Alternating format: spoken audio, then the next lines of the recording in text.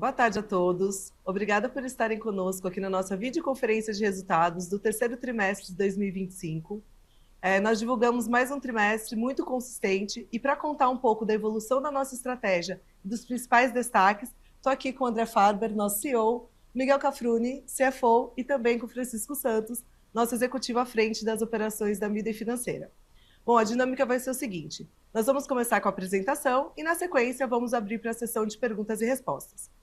Para participar, é só clicar no ícone levantar a mão, ou então pode enviar por escrito no ícone Q&A.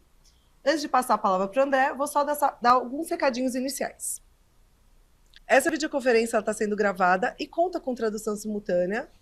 A apresentação será em português e a versão em inglês está disponível no site de RI, e eventuais declarações sobre projeções ou perspectivas refletem expectativas da administração, mas não garantem resultados futuros. Era isso, agora passo a palavra para o André. Muito obrigado, Isa. Pessoal, boa tarde. É um prazer enorme estar com vocês aqui hoje para falar dos resultados do nosso terceiro TRI de 2025. Nós estamos muito orgulhosos dos resultados que a gente vai apresentar aqui para vocês hoje. Eles demonstram mais uma vez a nossa estratégia assertiva, bem definida, mostrando a força do nosso modelo integrado, onde a gente de novo está promovendo crescimento, com expansão de margem, melhorando muito o resultado. Vou entrar em muito mais detalhe hoje com vocês. Miguel também vem falar de resultados financeiros. Se precisar falar da Midem em mais detalhe, a gente tem o Francisco aqui conosco. Então, a gente vai poder falar bastante aqui de como o nosso resultado tem evoluído. E, mais uma vez, passo aqui para a minha apresentação. Então, sempre eu lembro vocês, no começo das nossas apresentações, que a gente está num processo de transformação.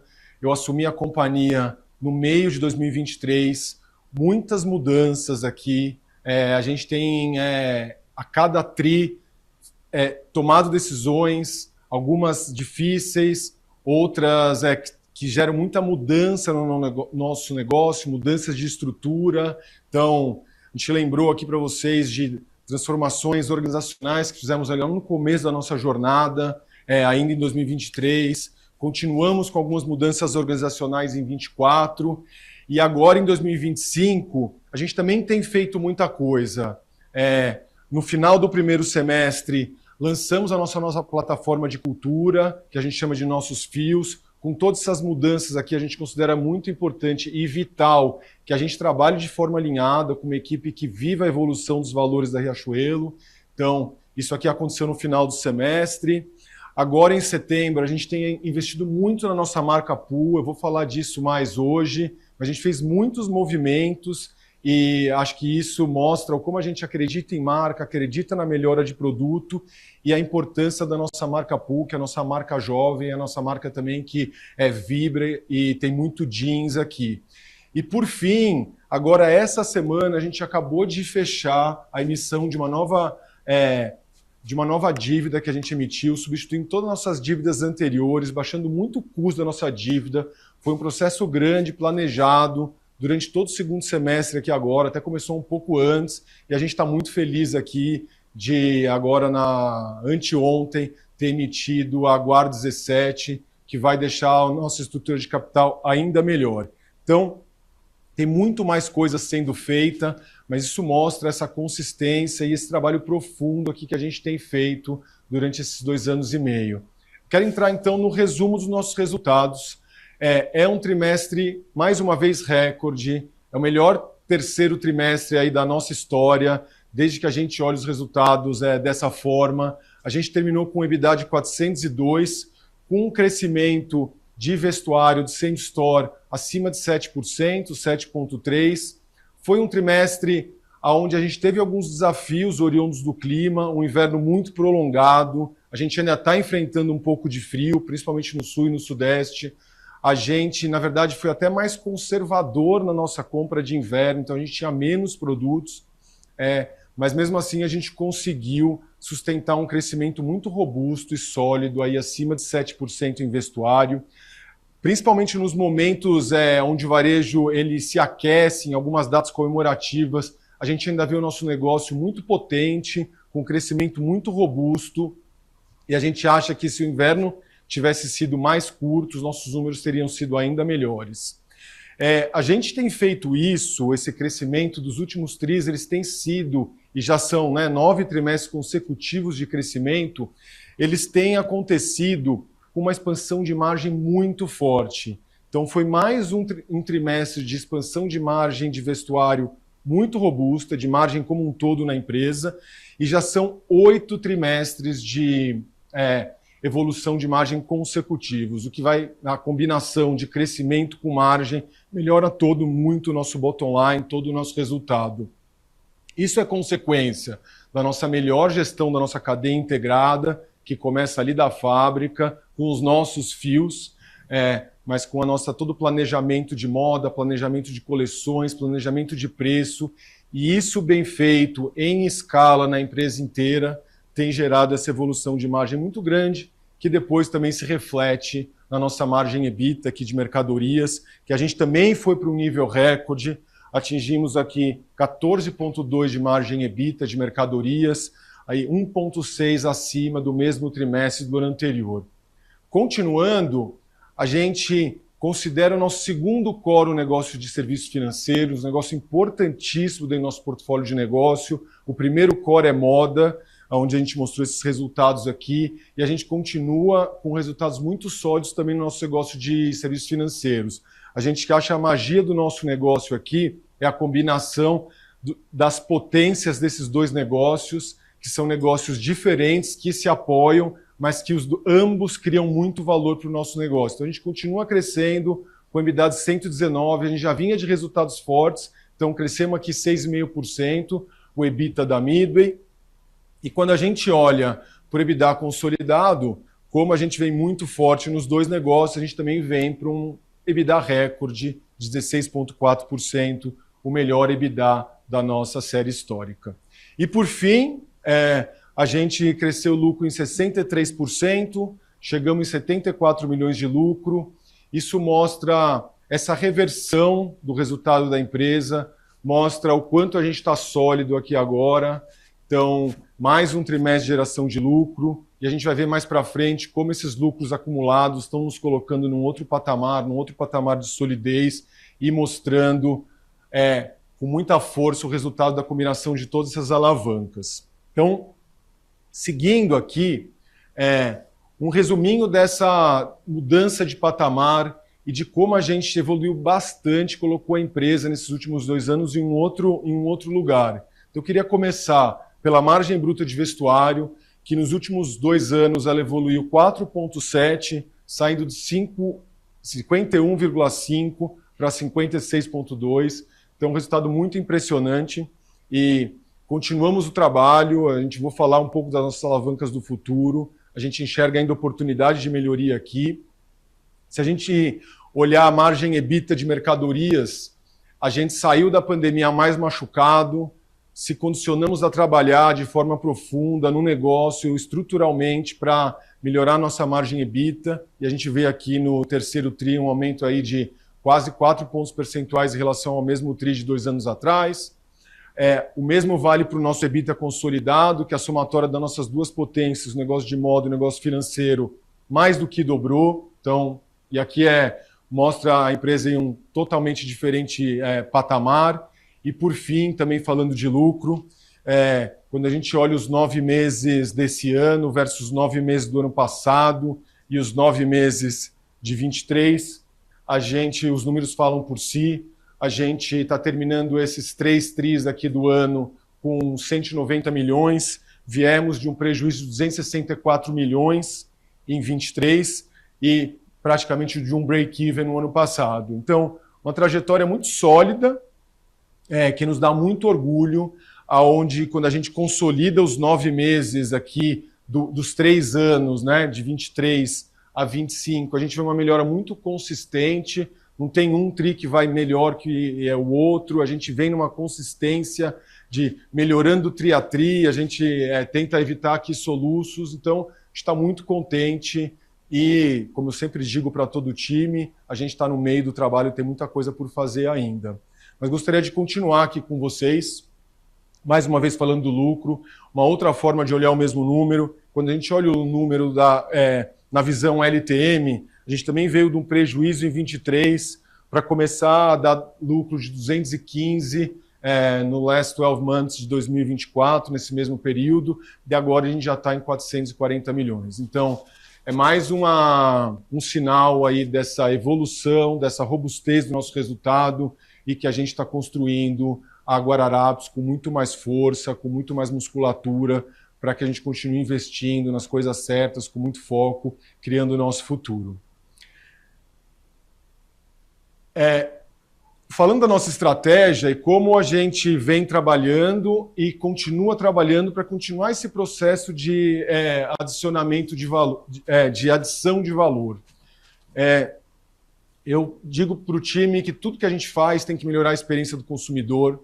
Sem isso a gente não é nada. É muito clichê, mas é muito verdade. Eu acho que a gente tem uma oportunidade de oferecer cada vez mais um produto, uma experiência, uma jornada melhor, e que isso tem muito valor para adicionar para a gente. Então, o nosso primeiro pilar é a experiência.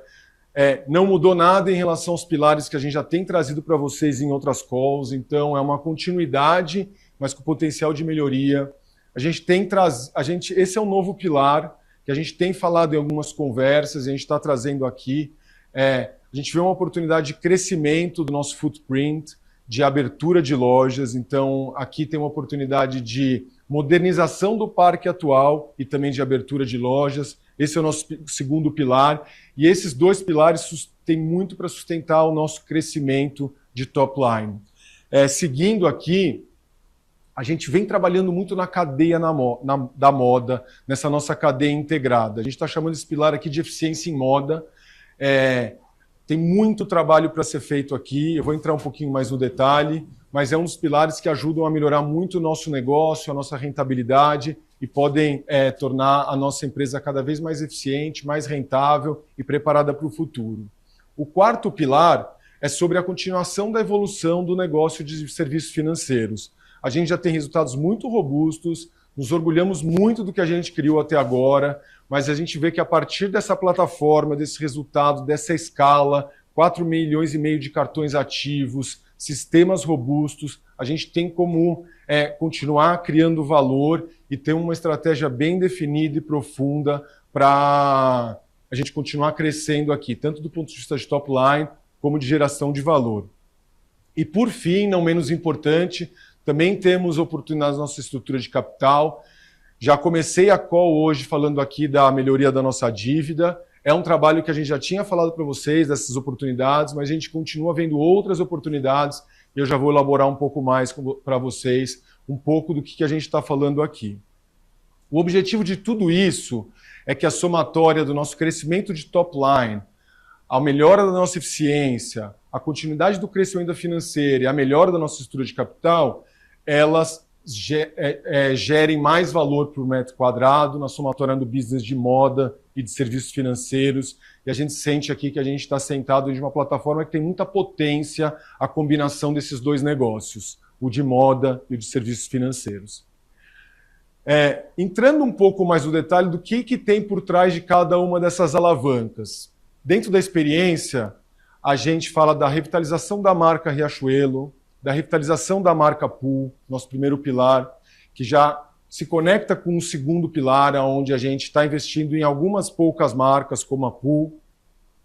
Acredito muito que tudo aqui se constrói, na nossa experiência, com a melhora de produto. Estou aqui 100% de Riachuelo hoje. Produto é o que nossos clientes compram dentro da moda, é o que eles levam para casa, e a gente tem uma força aqui e um foco muito grande em cada vez mais melhorar a qualidade do nosso produto, a proposta de valor do produto. Então isso passa por entender quais são os produtos-chave, quais são essas categorias core. Estou sendo repetitivo aqui em relação às outras calls, mas é isso mesmo, isso tem demonstrado o seu valor e acho que as empresas que perseguem isso no longo prazo realmente entregam produtos diferenciados. Então esse é o primeiro pilar. A gente tem investido em trazer cada vez mais moda, isso também tem a ver com a integração da nossa cadeia, de ter uma moda mais rápida, mais veloz e que traz mais inovação para o cliente, que passa também pela responsividade. E por fim, não menos importante, o jogo acontece na venda, no ponto de venda, seja o ponto digital e-com, seja a loja, e a gente tem muito potencial ainda de melhorar a experiência e de melhorar como a gente gere as jornadas e a vida do nosso cliente, o contato do nosso cliente conosco. Então, a gente vê muita oportunidade aqui também de melhorar a experiência em loja e no e-commerce. Então, esse é o nosso primeiro pilar. Dentro desse primeiro pilar, queria falar um pouco sobre a evolução da marca. A marca Riachuelo, a gente tem feito um trabalho de se aprofundar no que a marca é, no que ela já era e como é que a gente quer evoluir. Eu acho que marcas boas, elas bebem de onde elas nasceram, do que elas são. Nós aqui temos muito orgulho de ser uma empresa genuinamente brasileira, de ter nascido no Nordeste, de sempre ter feito investimentos no Brasil, de sempre ter apoiado causas brasileiras. E a nossa marca está evoluindo cada vez mais nessa direção de celebrar o Brasil, de ter orgulho de ser brasileiro. E eu queria compartilhar um pouco com vocês aqui um vídeo que mostra como a gente tem trabalhado esse pilar de evolução de marca. Há 78 anos, no Rio Grande do Norte, nascia um sonho. Um sonho de criar novas possibilidades para o Brasil e para os brasileiros. E agora é tempo de recomeço. Uma Riachuelo que se reencontra com aquilo que sempre foi nosso. Um convite à celebração do nosso Brasil. Plural, vibrante, criativo. Nosso futuro está bem aqui, na nossa verdade, nas nossas raízes, na nossa gente. Somos 30 mil pessoas que sonham juntas. Uma força que nos torna a maior empregadora de moda do Brasil. Nossa moda é impacto, é mais sustentável e chega até o solo e as mãos de quem planta o algodão brasileiro responsável. Acreditamos na potência criativa do nosso país, na moda, na cultura, no esporte e na arte. A nossa verdade é ser um Brasil que olha para si. Nosso vestir é mais do que expressão, é traduzir a essência em identidade, criando um novo tempo, incrivelmente inspirador, incrivelmente lindo, incrivelmente Brasil.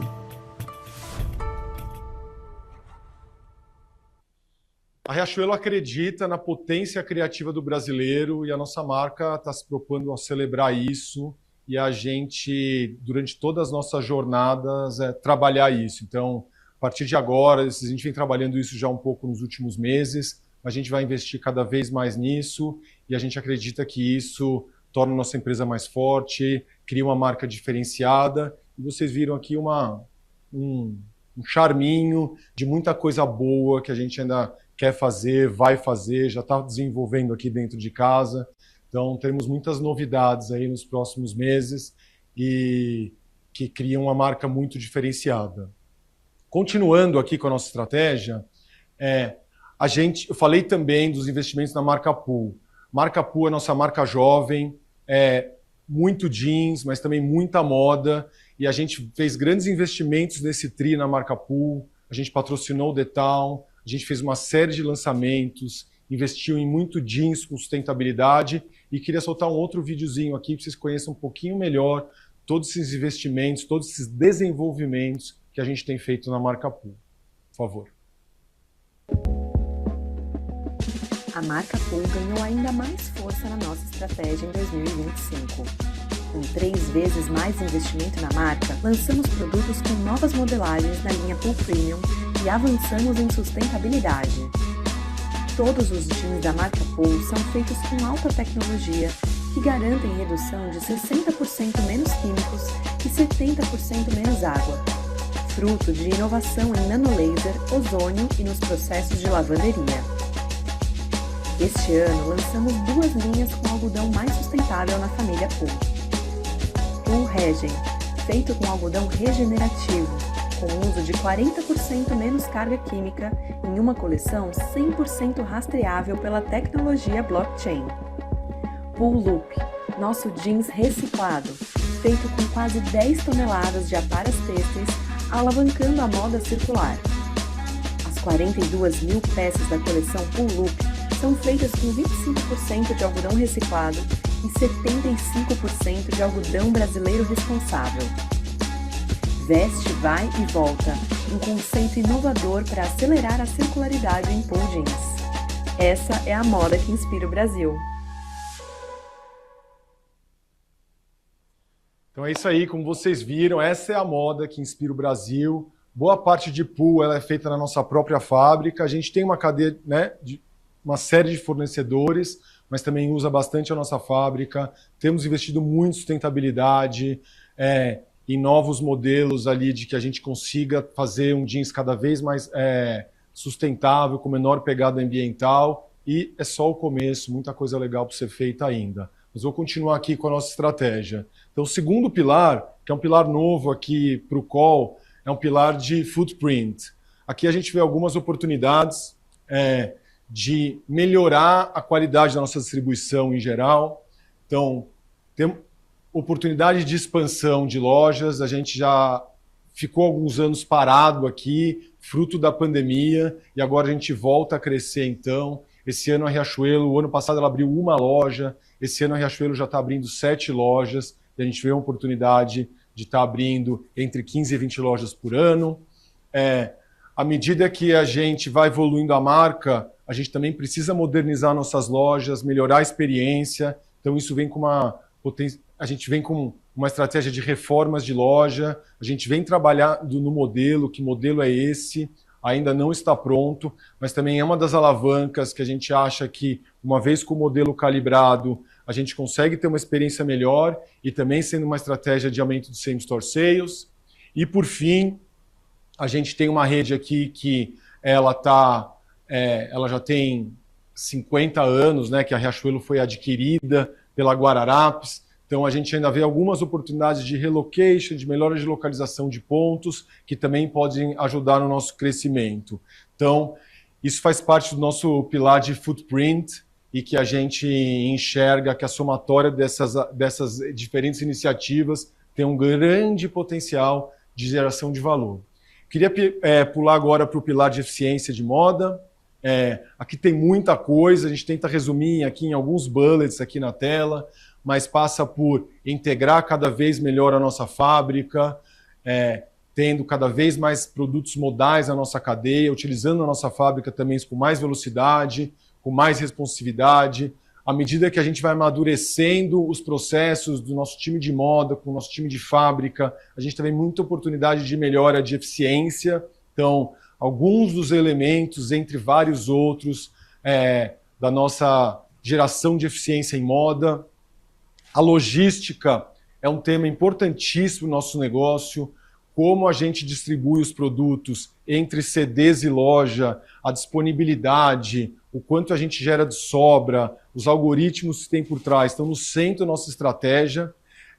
Então a gente tem investido bastante nisso, a gente continua investindo em modernizar cada vez mais os nossos algoritmos, também numa infra que ajuda na eficiência, a gente ter os produtos mais rápido na loja. E, por fim, a gente também vê a oportunidade de clusterizar cada vez mais para fazer distribuições diferenciadas de acordo com a necessidade dos clientes e do consumo que está acontecendo em cada loja. Isso tudo muito amparado por uma estratégia robusta de dados e analytics, que nos ajuda em uma série de elementos da nossa cadeia, em planejamento, em distribuição, mas também em preço e demarcação, e com cada vez uso de modelos mais sofisticados, também utilização de inteligência artificial. E eu queria trazer para vocês um exemplo aqui que mistura um tema do primeiro pilar com o terceiro pilar, que é experiência de loja, mas também com eficiência de moda, que é a nossa experiência de caixa. No último ano, um projeto que começou aqui no começo de 24, meados de 24, a gente entendeu que a gente tem muito potencial de melhorar a experiência de loja, de fila, tornando o nosso negócio mais eficiente, onde a gente consegue ter um throughput maior. Então, investimos um novo modelo de caixa de loja e também num novo self-checkout, tanto quando é operado por nossos colaboradores, tanto quando é operado pelo próprio cliente. A gente mudou a tecnologia, está mudando o equipamento, e eu queria soltar um vídeo mostrando para vocês um pouco como é que tem sido esse trabalho, que tipo de experiência vocês já têm na nossa loja, está evoluindo em algumas lojas, e é isso que vai virar 100% de todas as lojas até o ano que vem.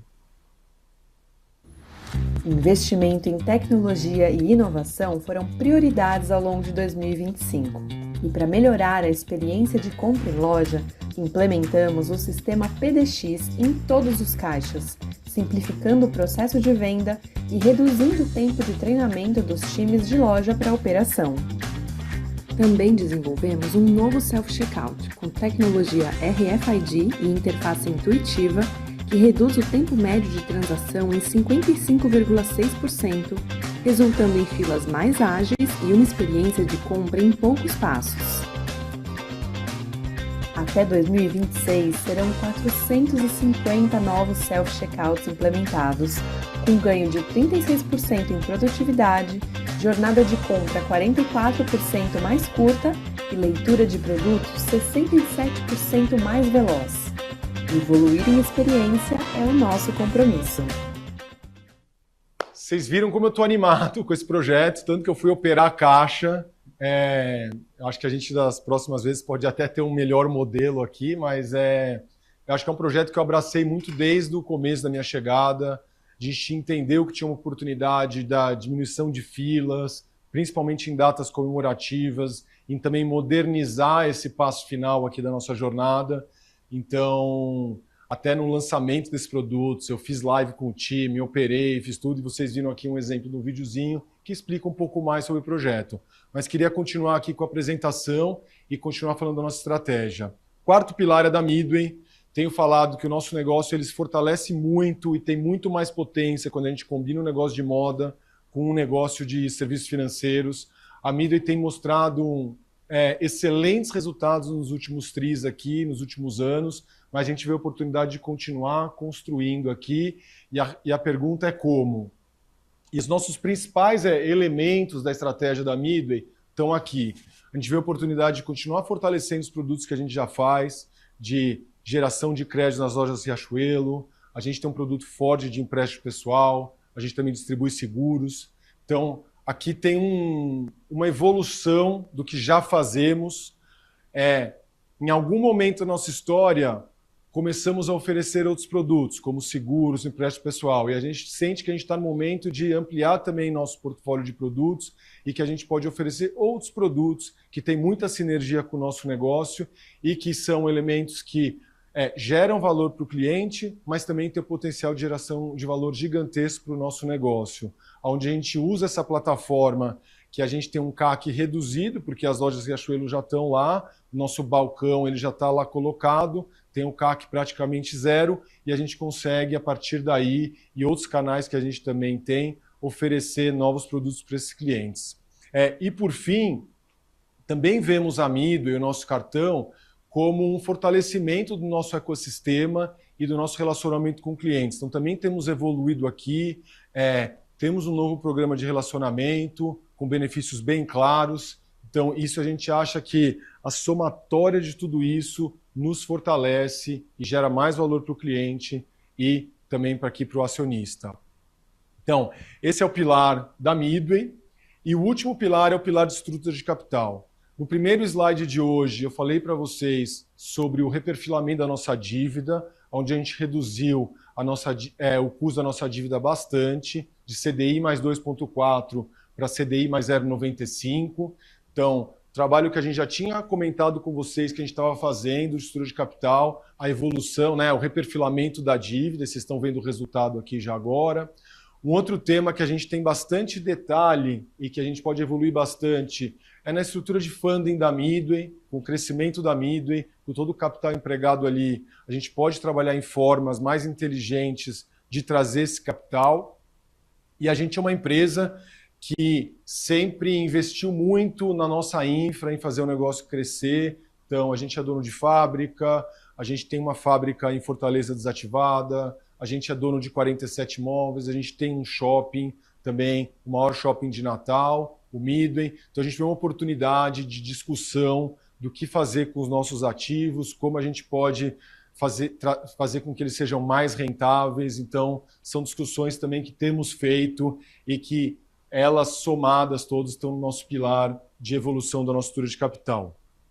Então, lembrando que tudo isso feito, a gente volta para a geração de valor por metro quadrado, a somatória do nosso, aqui em verde escuro, o nosso negócio de serviços financeiros, com o verde claro, o nosso negócio de moda. Então, nos últimos 2 anos evoluímos 40%, uma evolução aí bem sólida, robusta, por 2 anos consecutivos. A gente vai continuar olhando para isso e acreditamos que tem oportunidade aqui nesses 2 negócios, nesses 2 cores de evolução. Então, para terminar minha parte, eu queria passar as palavras para o Miguel. Miguel vai trazer para vocês muito mais detalhe, muito mais elementos aqui dos nossos números, e eu vou voltar no final para o Q&A também para fazer um encerramento. E, Miguel, boa sorte. Volto daqui a pouco. Obrigado, André. Eu que agradeço. Bom, boa tarde a todos, pessoal. Como o André falou, é um prazer muito grande estar aqui com vocês novamente. Mais um trimestre muito consistente, muito sólido de entrega de valor para a companhia. A gente começa aqui falando do nosso desempenho de mercadorias, da receita líquida de vestuário, nossas principais categorias de moda. Mais um trimestre de crescimento, a gente cresceu 7,6% a receita líquida de vestuário no trimestre.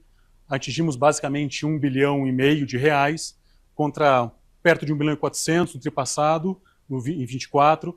E lembrando que é um crescimento importante, robusto, em cima já de uma base de quase 12% de crescimento da receita líquida. Então mostra ano contra ano em cima de um crescimento importante. Apesar das adversidades, o André comentou bastante da questão do inverno nesse trimestre, mas de novo é um crescimento de receita líquida de quase 8% contra uma base de 12%. E o próximo slide mostra que a gente tem feito isso de maneira muito consistente ao longo de 9 trimestres consecutivos de crescimento de semi-store de vestuário. No acumulado do ano, a gente acumula 12% de crescimento de semi-store de vestuário no ano, contra uma base de 10% no mesmo período de 24. E são 9 trimestres consecutivos, e a gente segue muito confiante, segue muito alinhado no que a gente tem feito na estratégia, em todos os pilares que o André comentou. Isso reforça bastante a consistência do nosso negócio. Tá? Passando aqui, a gente fala do lucro bruto de vestuário. A gente está abrindo também um pouco mais para vocês alguns números aqui, privilegiando principalmente a transparência nos nossos negócios mais core. O lucro bruto de vestuário no trimestre atingiu pouco mais de 856 milhões de reais, um crescimento de quase 13%, 12,5% de crescimento percentual, contra uma base do terceiro TRI de 24, e novamente nós já tínhamos crescido no terceiro TRI de 24 20% o lucro bruto de vestuário, novamente um crescimento super robusto, já em cima de uma base muito forte, o que reforça a combinação de venda com expansão de margem sequencialmente. A gente vai falar dessa sequência agora no próximo slide, quando a gente passar de margem bruta. São 8 trimestres consecutivos de expansão de margem bruta de vestuário, reforça a potência do nosso negócio, as alavancas claras que a gente tem. Quando a gente acumula no ano aqui, os 9 meses de 25, são 2,1 pontos percentuais, 56,2 de margem bruta de vestuário, contra 54,1 dos 9 meses de 24. E se a gente somar aqui contra 23, são 4,7 pontos percentuais de expansão, quase 5 pontos de margem. O André já tinha falado isso no começo, a gente reforça aqui como a gente tem muita alavanca, está muito consistente. São, como a gente falou, 9 trimestres consecutivos de expansão de margem. Nesse TRI agora, 2,5 pontos percentuais de margem bruta de expansão, atingindo 57,3%.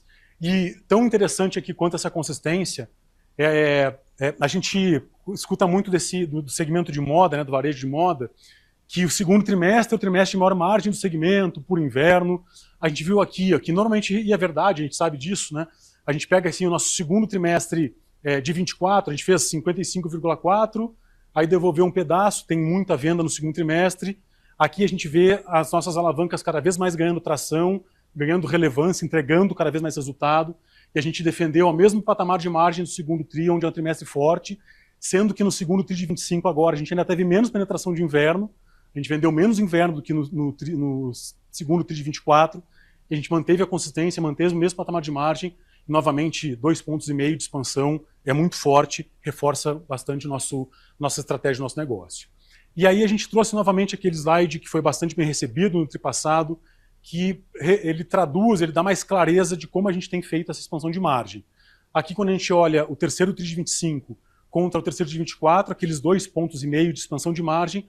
Como eles se dividem, a gente tem aqui aumento da penetração de categorias core, as categorias principais de moda, que o André também já reforçou no investimento que a gente tem feito em marca, em produtos modais, nos trouxeram nesse trimestre 0,3 de expansão de margem, 0,3 pontos percentuais.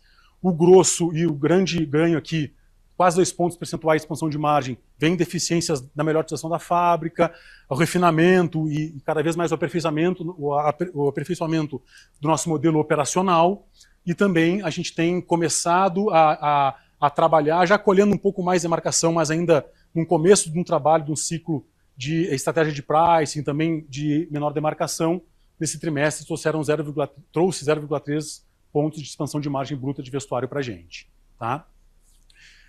Aqui a gente fala do EBITDA de mercadoria, também para a gente é um orgulho muito forte, um EBITDA, um patamar histórico, recorde, são 14,2% de margem EBITDA de mercadorias. Se a gente pegar a série histórica, desde que ela é comparável aqui, né, a gente vê o patamar histórico, 14,2%, são 1,6 pontos percentuais em cima do mesmo trimestre de 24. Se a gente voltar um pouquinho mais, a gente vê expansões ainda mais fortes contra 23, contra os anos anteriores. São 256 milhões nominalmente de EBITDA de mercadorias, 14,2% de margem. Um trimestre que tradicionalmente não é um trimestre muito forte, o terceiro trimestre a gente coloca nominalmente um número muito forte, muito robusto e também percentualmente um recorde histórico para a gente. Tá? Passando aqui, a gente vai entrar um pouco mais de detalhe agora nos serviços financeiros, nosso segundo core, que é super importante para a gente, muito bem administrado. A gente começa a falar um pouco da carteira primeiro. A gente, desde o final do ano, na verdade do começo de 25 agora, a gente tem o impacto da 4966, que é a barrinha mais escura, e a gente vê que principalmente a barrinha mais clara, né, o verde mais claro, a carteira atingiu 5,7 bilhões de reais, crescimento ali perto da ordem de 2%, e a gente continua mantendo um patamar muito saudável de extração de receita sobre a carteira. A gente navegava historicamente em patamares menores, vem basicamente ao longo dos últimos trimestres navegando na faixa de 11%, super consistente, super robusto, que mostra como a gente está conseguindo extrair cada vez mais valor da nossa base de clientes na base de carteira. Tá? E o que reforça a nossa gestão são os nossos índices de inadimplência. A gente costuma quebrar para vocês aqui tanto cartões quanto empréstimo pessoal. A gente vê aqui nas faixas mais curtas de atraso, que são as duas faixas cinzas de cada um dos gráficos, super consistente. A gente via um cenário de crédito mais desafiador no começo do ano, a gente vê alguns níveis de inadimplência de mercado sinalizando algum certo revés. A gente continua muito consistente, as taxas de curto prazo, tanto de cartões quanto de empréstimos, em declínio, batendo aqui 6,4% de cartões no terceiro trimestre de 25, contra o ano passado 6,3%, basicamente estável, e a de empréstimo pessoal, onde a gente tinha acelerado um pouco o crédito aqui no final do ano, aumentou um pouquinho aqui, depois a gente já regulou nossas bases, já regulou nosso apetite, voltou para patamar muito saudável dentro do nosso guarda-reios, da nossa tolerância. As faixas de longo prazo aqui de cartão, pelo phasing natural, pela rolagem natural, isso aqui, a curto prazo vira um pouco de longo aqui na frente, mas com a tendência do que a gente está mostrando aqui do curto prazo, isso volta a reduzir, tende a voltar a reduzir no futuro. A gente segue muito seguro na gestão, na maneira diligente em que a gente administra o crédito. Tá? E o próximo slide, que também foi uma novidade no segundo TRI de 25, que a gente apresentou, que para a gente aqui é super importante, é um dos indicadores para a gente que a gente mais tem orgulho de mostrar, que é a assiduidade daquele cliente novo da Midway, na primeira concessão, que ele volta a se relacionar conosco, como ele se comporta naquele primeiro pagamento depois que ele voltou a comprar com a gente, ou voltou a ter um crédito conosco, ou contratar o crédito pessoal, né, no caso. A gente mostra aqui, de novo, patamares históricos muito sólidos, muito consistentes, mais um trimestre ali na faixa de 4,5%, 4%. Já no tri passado já tinha declinado, e a gente agora atingiu 4% de First Payment Default sobre a carteira, que mostra a qualidade na originação do crédito, mostra o quão responsável, quão diligente a gente está sendo na concessão e a qualidade da carteira nova, o que reforça que as safras, que aqueles gráficos que a gente mostrou de inadimplência devem continuar num patamar muito, muito saudável. Tá? E aí a gente fala agora dos serviços do EBITDA, da nossa financeira. No trimestre, a gente atingiu perto de 120 milhões, 119 milhões, 6,5% acima do ano passado.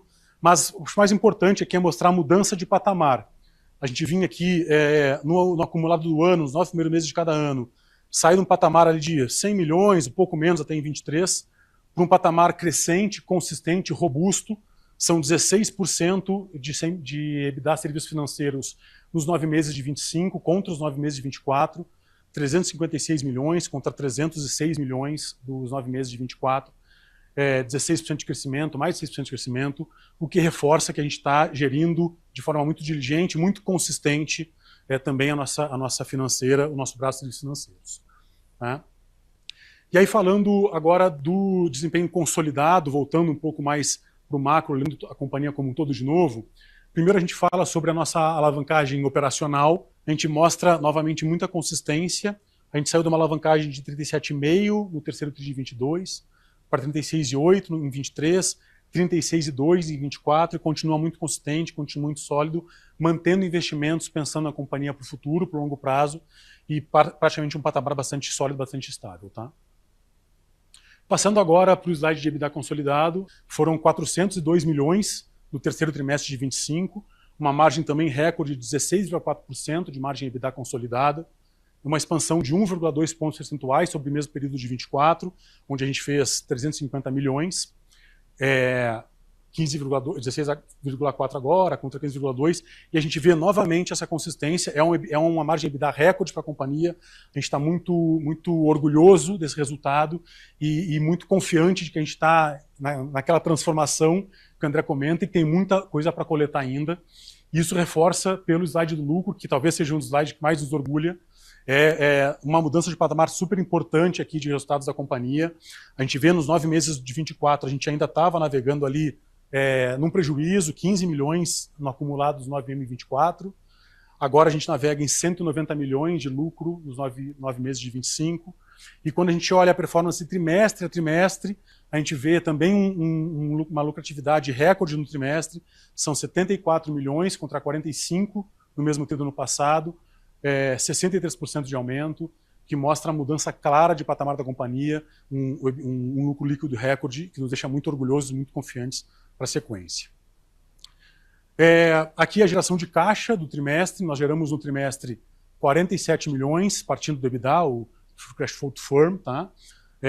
Tem consumos naturais de capital de giro, quando a gente olha de forma consolidada, a gente investiu no trimestre 154 milhões, a gente vai falar para vocês um pouco mais para frente, mas a gente tem versado bastante aqui sobre a retomada de investimentos, de aceleração de reformas, investimentos todos em PDX, self-checkout, que o André comentou, e no trimestre geramos 47 milhões geração de caixa, além de resultado, EBITDA, lucro, também geração de caixa no trimestre.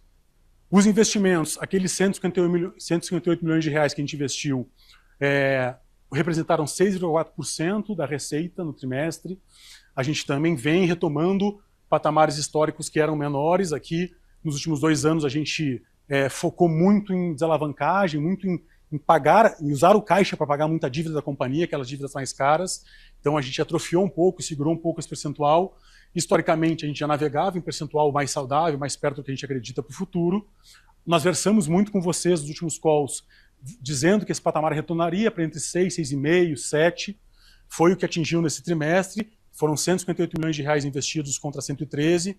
Basicamente aqui são lojas novas, que a gente voltou, esse ano a gente está abrindo 7 novas lojas só de Riachuelo, voltando a investir, acelerando investimentos em tecnologia, trocando todos os PDX, e o self-checkout, essa tecnologia, investindo no CD, investindo na fábrica, demanda mais capital, mas novamente, como nós falamos, por um patamar muito saudável, muito controlado, gerando caixa, como a gente falou no slide anterior, e para a gente entende que esse patamar é muito saudável versus certo atrofio que a gente colocou aqui em alguns patamares para focar em pagar dívidas caras.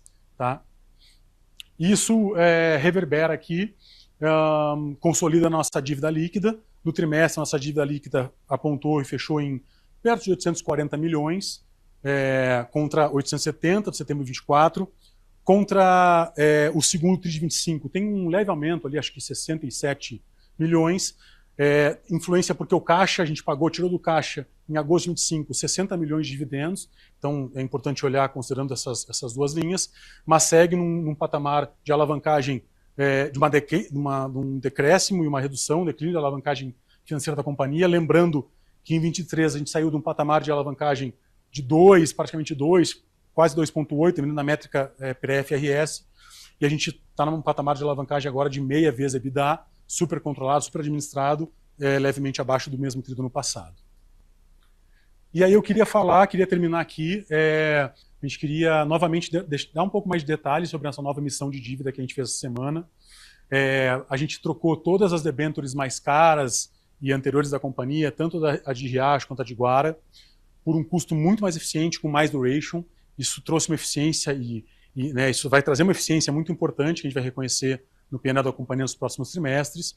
A gente está saindo de dívidas de DI mais 2,35, 2,45, 2,35, para DI mais 0,95, é quase uma dívida careca, como a gente costuma dizer, super consistente, super eficiente, super barata. A gente está muito, muito animado. A gente recompôs isso no caixa. A gente, nos últimos trimestres, vinha navegando com um caixa mais apertado, destinando bastante capital para pagamento de dívida, daquelas dívidas caras que a gente estava segurando e carregando no balanço. A gente traz esse recurso adicional daquele pagamento de dívida perto de 1,4 bilhão, 800 milhões basicamente são para pagamento daquelas debêntures, o restante fica no caixa. Isso mostra, quando a gente traz para o caixa, muita consistência aqui e uma solidez, um caixa suficiente para pagamento pelo menos nos próximos 2 anos da dívida, mostrando que a gente está muito sólido financeiramente também a nível de caixa, a nível de estrutura de capital também. Bom, pessoal, finalizando minha parte aqui, agora a gente queria abrir um convite muito especial para vocês. A gente vai fazer o nosso primeiro Investor Day no dia 11 de dezembro. Em seguida, na sequência, vocês vão receber mais detalhes aqui como vai ser esse evento, mas a gente está muito animado. O primeiro Investor Day da companhia, nós estamos na Bolsa desde a década de 70, na B3 desde 2022, e ao longo desse período é o primeiro Investor Day que a gente vai fazer. A gente está muito animado para convidá-los para estar conosco nesse evento.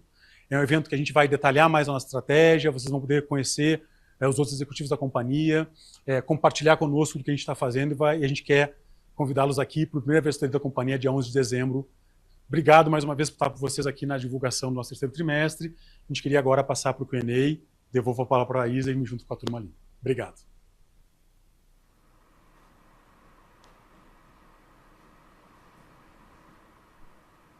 Obrigada, Miguel. Bom, vamos começar agora, então, a nossa sessão de perguntas e respostas. A próxima pergunta vem do Rodrigo Gachin, do Itaú. Oi, Gachin, tudo bem?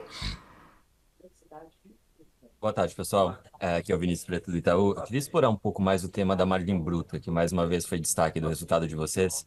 Olhando para frente, onde vocês acham que estão nessa curva de captura desses ganhos de margem bruta?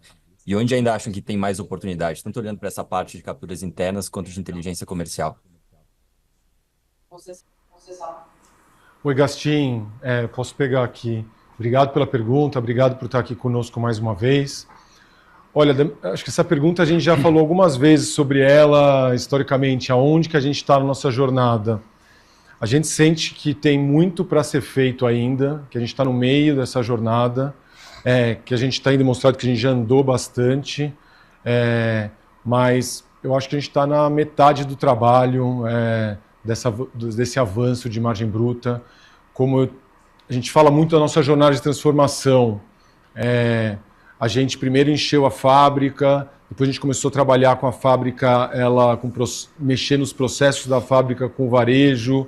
A gente também começou a mexer nos nossos times de planejamento. A gente criou uma diretoria executiva de supply chain em setembro do ano passado. A gente trouxe uma nova pessoa de sourcing para a companhia em março, abril desse ano. E todas essas pessoas elas chegam com ideias, com novas frentes de trabalho. Então eu vejo que algumas coisas estão aparecendo, os números estão aparecendo e outros números ainda estão por vir.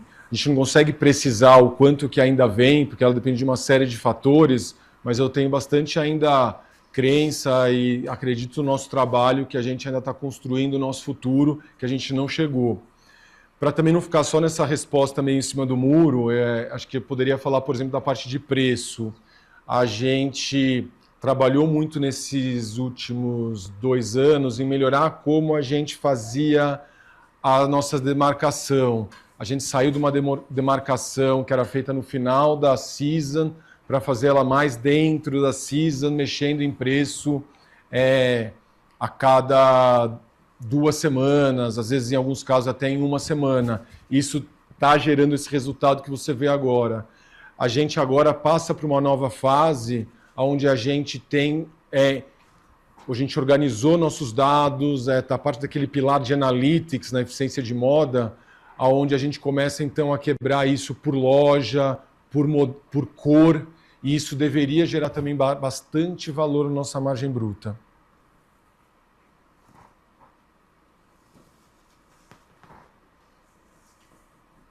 Bom, a nossa próxima pergunta vem da Dani Eiger, da XP. Oi, Dani, tudo bem?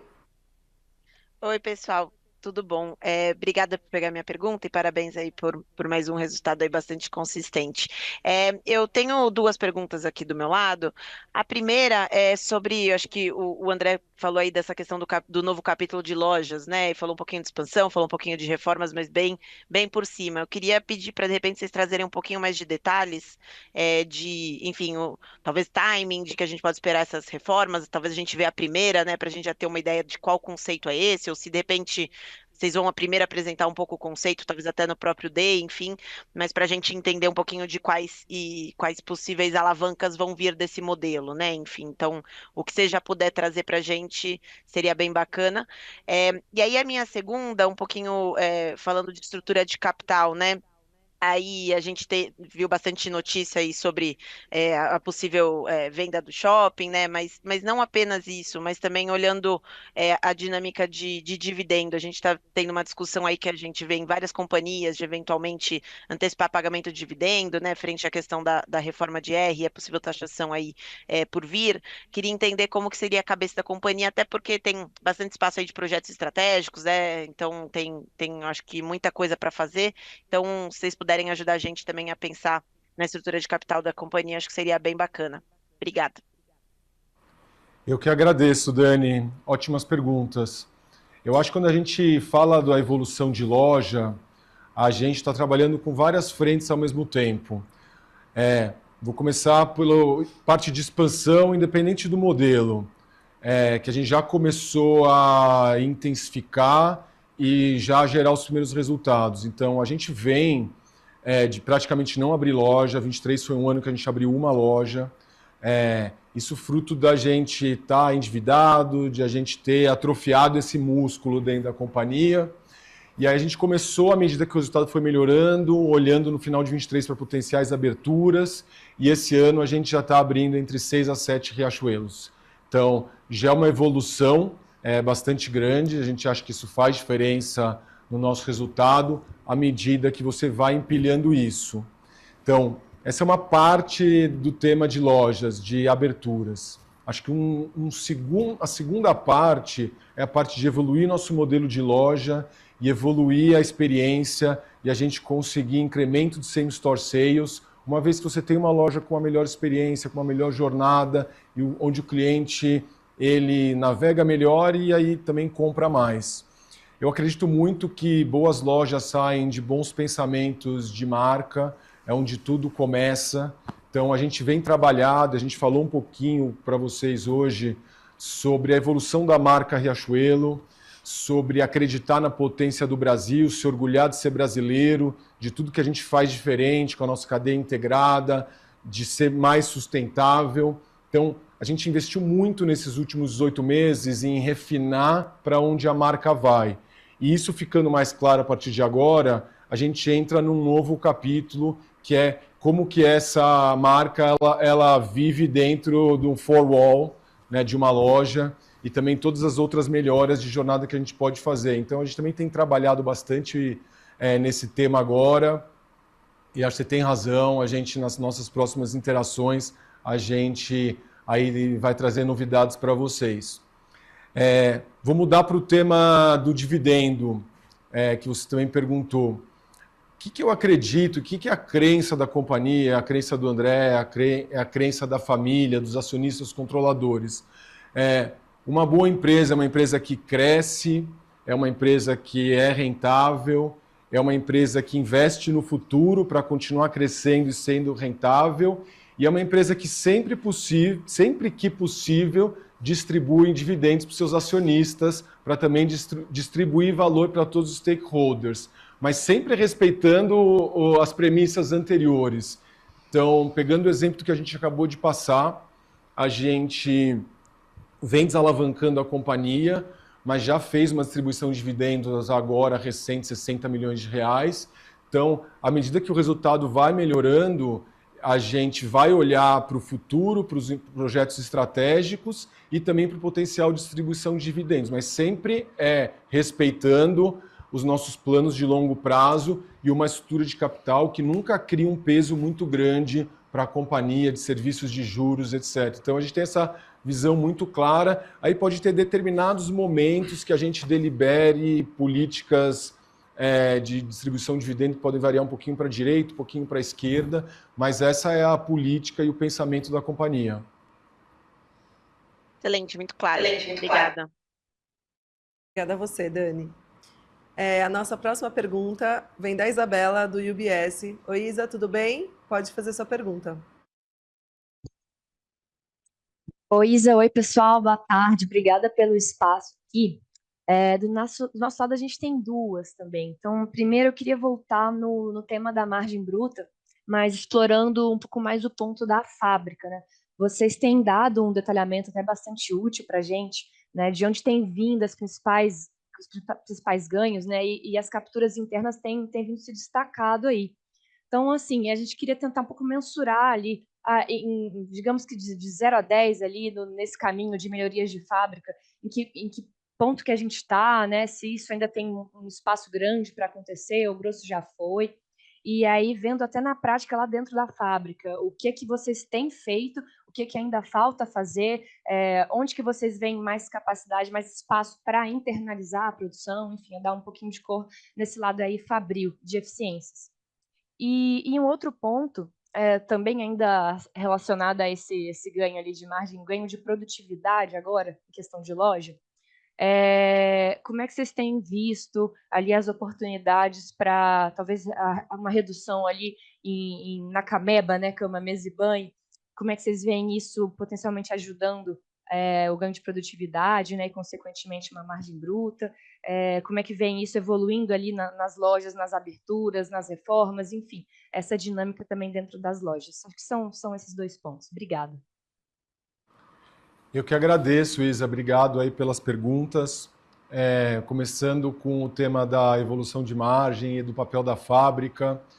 Eu acho que eu recebo um feedback sempre do time que nunca está bom. Quando a gente chega aqui, a gente quer sempre melhorar mais. Eu vejo, como eu falei para o Gastin, a gente está no meio de um processo. A gente já fez muita coisa, mas tem muita coisa para ser feita. E eu acho que faz parte da nossa cultura essa vontade de crescer, essa vontade de sempre fazer mais, de entregar mais. Mas eu sei que isso é muito filosófico. Vou entrar um pouquinho em detalhes para exemplificar alguns temas que a gente tem trabalhado junto à fábrica e que mostram essa nossa evolução. Acho que quando eu cheguei, eu detectei que a fábrica ela existia, né, que é óbvio, mas que ela estava com um nível de utilização baixo.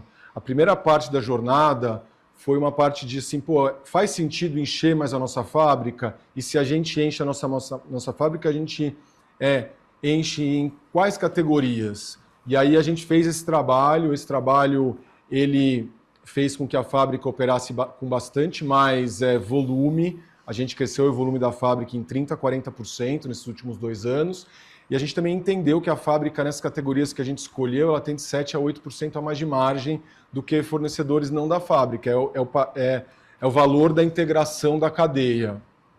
No entanto, a gente tem uma política de fornecimento que a gente quer trabalhar com 3 fontes de fornecedores. A nossa fábrica, outros fornecedores importantes nacionais e importados. E nem tudo vai para a fábrica.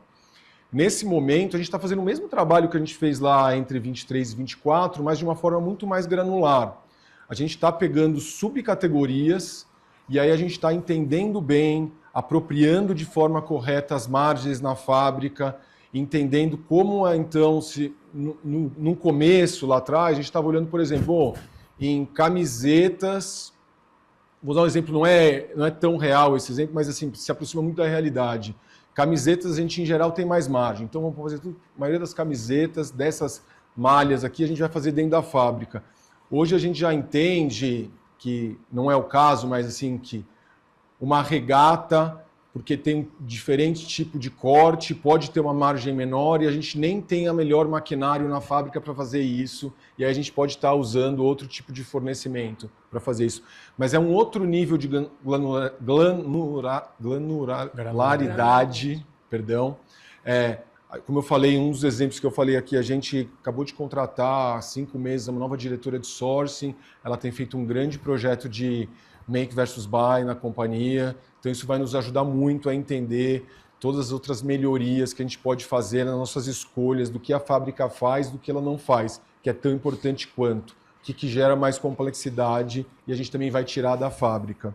Acho que outro ponto, à medida que a fábrica também a escolha de produto é para onde ele vai em função de qualidade, margem, sustentabilidade. Mas uma vez que a fábrica também entende melhor todo o seu custeio, a gente apropria melhor tudo que está acontecendo lá dentro, ela também entende aonde ela pode ser mais eficiente. E aí a gente, naquilo que ela já faz, ela pode fazer de uma forma melhor. E aí isso vai se somando, né? Porque tem um efeito mix, que eu tiro um produto que a fábrica não é muito rentável, mas ela também aprende e ela vai se tornando mais eficiente. Então, assim, eu vejo ainda que a gente está no meio do trabalho, tem bastante coisa, e estou bastante, assim, dedico uma parte do meu tempo a falar disso. É algo que eu acredito que ainda vai trazer bastante resultado para nós. A segunda pergunta era? Gestão de espaços. A gestão de espaços, categorias de loja. Acho que se você olhar, as lojas que a gente tem aberto agora são lojas que elas já vêm sem casa, sem tecnologia. Todos os nossos indicadores mostram que a receita por metro quadrado e a geração de imagem por metro quadrado de moda, ela é melhor. Então, quando a gente fala de, estamos investindo em categorias core, que são 1, 2, 3, isso a gente fala também em fazer eleições do que não investir. A gente tem um modelo de casa, de loja a casa, que a gente tem melhorado ele muito, ele tem se tornado cada vez melhor, e a gente também enxerga que as lojas Riachuelo, elas deveriam ser cada vez mais voltadas à moda. Isso vai também ajudar bastante a desenvolver e melhorar a nossa receita por metro quadrado. Perfeito, pessoal. Claro. Obrigada. Obrigada a você, Isa. Bom, a nossa próxima pergunta é do Renan Sartório. Oi, Renan, tudo bem?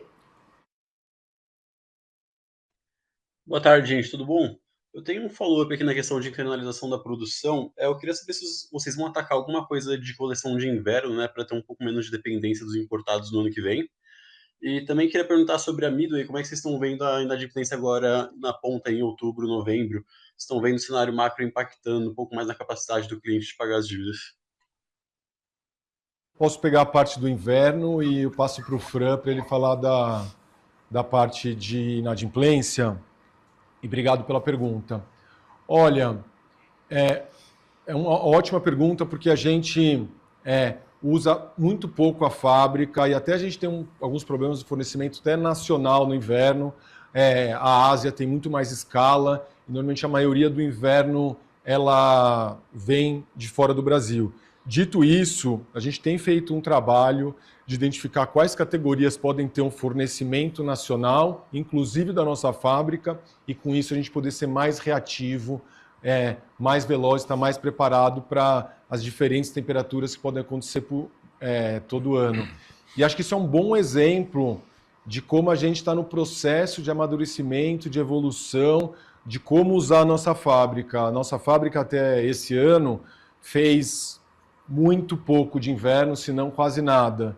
Eu espero estar aqui em novembro do ano que vem no call do resultado do terceiro TRI de 26, a gente poder estar falando, olha, a gente avançou esse ano e tem uma parte do inverno ainda pequena que a gente faz na fábrica e a gente vai construindo esses pilares. Então a gente está com essa visão de começar também a adaptar a nossa cadeia para que a gente possa ter uma reação mais rápida ao inverno. passo para o Francisco para falar um pouquinho sobre a inadimplência da Midway. Vamos falar, tudo bem? Como a gente mostrou na apresentação, as inadimplências ainda estão bem controladas. A gente está conseguindo selecionar bem o cliente na entrada, menor nível histórico de FPD. No final do ano agora até tem um ventinho a favor, né? 13º, que ajuda a gente um pouco, mas a gente mantém o mesmo nível de cautela. A gente está com o sinal amarelo, enquanto essa taxa de juros não descer um pouco, a gente continua com apetite baixo, mirando esse single digit de crescimento, mas acho que a gente está conseguindo selecionar bem o cliente na entrada e a gente desenhou um cenário bem próximo do que está acontecendo no começo do ano. Então a gente percebe o cenário pressionado, mas a gente está conseguindo navegar bem, então não é um grande ponto de preocupação ainda para a gente. Perfeito, valeu, gente. Obrigada a você, Ana. A nossa próxima pergunta é do Ian, do BTG. Oi, Ian, tudo bem? Pode prosseguir.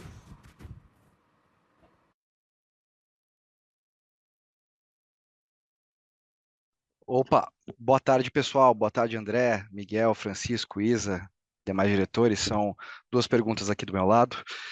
A primeira, queria entender se vocês podiam dar uma atualização, né, das vendas aí da nova coleção. A gente sabe que o terceiro tri ele foi um trimestre de transição, mas ao mesmo tempo impactado pela permanência das temperaturas baixas. Eu queria entender se vocês já observam uma demanda um pouco mais normalizada agora, talvez no começo de novembro, as últimas semanas de outubro, se vocês pudessem compartilhar o que vocês têm observado. E a segunda pergunta é sobre dinâmica de preços, né? Queria entender se vocês veem espaço aí para seguir com repasse de preço nos próximos meses, aí, próximo trimestre, como que está a cabeça de vocês sobre isso. Obrigado, pessoal. Obrigado, Ian. Eu acho que assim, a gente vem num inverno muito prolongado. Se a gente olhar até as últimas semanas, outubro também foi um mês frio. Então a gente vê uma performance aí ela bastante estabilizada, dado os fatores que não mudaram praticamente desde maio, né? A gente vem num inverno prolongado, então a gente não está enxergando nesse momento grandes diferenças. A gente entra agora nos 2 meses mais importantes do ano, então a gente vai poder sentir isso muito mais, e à medida também que o inverno vai embora de uma vez, que eu espero que isso aconteça. Mas acho que a gente está conseguindo segurar bem a peteca, conforme a gente fez agora no terceiro tri.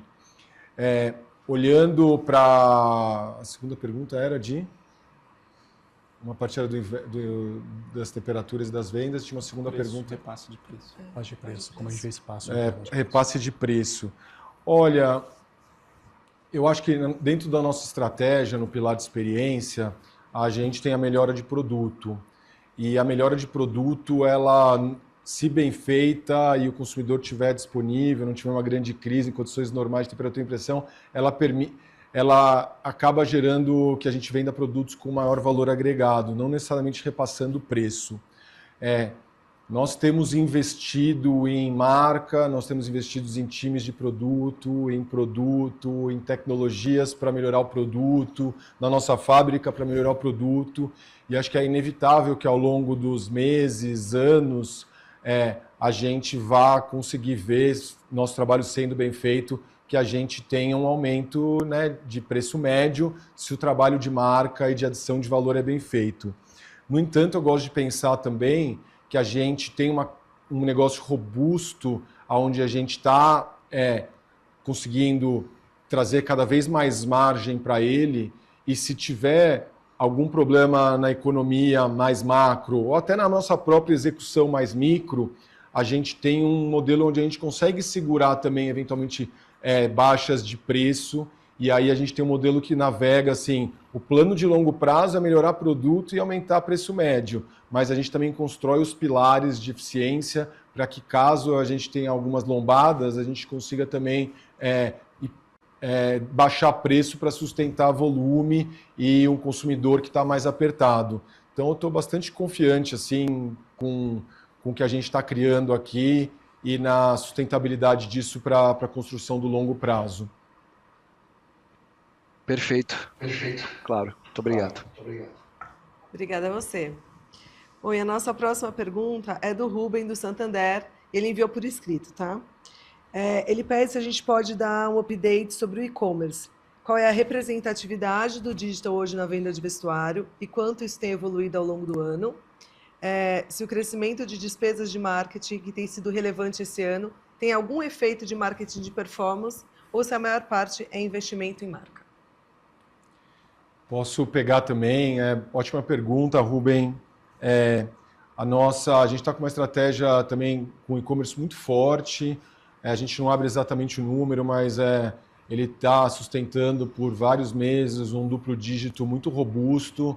Eu brinco em alguns casos que até um triplo dígito. Então, a gente está contente. Ele vem sendo uma parcela cada vez mais relevante do nosso negócio. A boa notícia é que o nosso e-commerce ele tem o mesmo nível de margem de contribuição das lojas. Então, quando a gente cresce o e-commerce, ele não é detrator da margem total da companhia. A gente tem aumentado o gasto de marketing e e-commerce proporcionalmente ao aumento das vendas dele. Então, a gente não tem feito para crescer diluindo margem. Então, a gente está bastante... E eu acredito que esse é o modelo do futuro. Mas assim, a gente vai ver os gastos de marketing, de performance crescendo na proporção da venda. E a gente também tem, à medida que a gente vai crescendo, sendo mais rentável, também destinando mais recursos para o marketing como um todo da companhia, independente do marketing de performance do e-commerce. Obrigada, André. Bom, com isso a gente encerra aqui a nossa sessão de perguntas e respostas. E agora eu volto a palavra para o André para as considerações finais. Obrigado, Isa. Obrigado, Miguel. Obrigado, Fran. Obrigado a todo o nosso time que está aqui, que nos ajuda muito a poder fazer a call. Então, agradecimento a vocês. Tem um monte de carinhas felizes aqui no estúdio.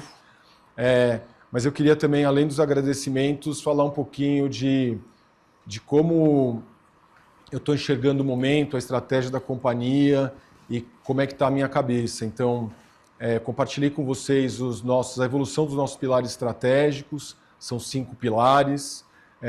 Isso norteia toda a nossa execução no dia a dia. A gente tem reuniões semanais de diretoria, onde a gente mergulha em iniciativas dentro de cada um desses pilares. A gente usa a metodologia de OKRs para tocar a execução do dia a dia da companhia. Então, isso é algo que uma execução bem feita, com foco, entregou esse valor que a gente está vendo aqui hoje, mas eu acho que quando se vocês perguntam, olha, em que lugar que a gente está da evolução, eu ainda vejo que a gente tem muita coisa para fazer e acredito muito que um foco bem definido, um foco bem claro e uma execução ali disciplinada, ela vai nos ajudar a continuar entregando resultados aí que nos orgulham muito e que melhoram, né, todos os indicadores da companhia. Então, acho que essa é uma parte do meu pensamento. Uma outra parte é a parte de como é que a gente constrói uma empresa no longo prazo que tem diferenciais competitivos e que realmente é uma empresa longeva, duradoura e que performa muito bem e que tem todo um ecossistema funcionando de forma robusta. Então, acredito muito que a gente tem que continuar investindo no nosso core de moda, que a gente tem um diferencial competitivo do nosso modelo integrado com a fábrica. Isso é algo que a gente faz diferente e a gente sabendo operar isso bem, tendo a disciplina de mergulhar, isso vai continuar gerando valor no longo prazo. É quase um mantra do tipo, olha, a gente é uma empresa de moda, a gente tem a cadeia integrada, não significa que a gente não trabalha com uma gama de fornecedores, mas sim significa que a gente tem oportunidade de fazer bem, fazer melhor e continuar melhorando o resultado da companhia. Acho que esse é um dos elementos da estratégia de longo prazo. Outro elemento da estratégia de longo prazo é a força e a potência da Midway do nosso negócio. Eu acho que a gente olha para esse negócio como um negócio que ele tem muito valor pregado no nosso ecossistema. Acho que o mercado ele gerou ele foi em muitas direções nos últimos anos, né, de como ter ou não uma financeira, operar sozinho, operar com parceiro. E o que a gente tem mostrado aqui com o resultado da Midway é que a gente, nos últimos 20 e poucos anos que a gente investiu nesse negócio, a gente criou um core de serviços financeiros dentro da empresa ele gera valor aqui dentro do nosso ecossistema, a gente se aproveita da relação de moda e do financiamento de moda para oferecer outros produtos, e a gente não vê razão para não, a partir dessa fortaleza, dessa escala, desses sistemas, desse time, continuar oferecendo os produtos que geram valor para o ecossistema como um todo. Então, acho que isso nos cria mais valor de longo prazo, e também é algo que a gente faz que é diferente e que torna a Riachuelo, a Guararapes, uma empresa cada vez mais forte. E acho que um terceiro ponto, que ele está também lá nos 5 pilares, mas ele é tão importante na criação do longo prazo que eu reforço ele aqui, é que a gente sempre tem que investir nessa experiência, na criação da marca. É isso que vai fazer o nosso core de moda continuar sempre robusto e forte. Então, gostaria de compartilhar isso com vocês. A gente vai estar sempre com esses nortes bem claros, seja da primeira parte, de ter uma estratégia bem definida, com execução bem disciplinada, seja nessa visão de longo prazo, de fortalecer esses 2 negócios para que no futuro a somatória deles tenha uma história de geração de valor que seja difícil de bater no mercado brasileiro. Então, agradeço aí vocês pelo tempo de vocês no call conosco hoje. No dia 11, espero que estejamos juntos no nosso Investor Day, e aí a gente também pode abrir aí muito mais detalhes e trocar muito mais. Muito obrigado aí e até a próxima, pessoal.